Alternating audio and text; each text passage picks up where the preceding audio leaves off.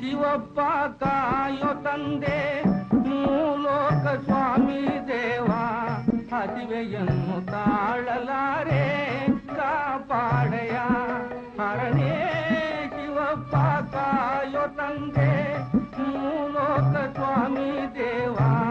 ಹಸಿವೆಯನ್ನು ತಾಳಲಾರೆ ಕಾಪಾಡಯ ಭಕ್ತಿಯಂತೆ ಪೂಜೆಯಂತೆ ಒಂದು ಅರಿಯನ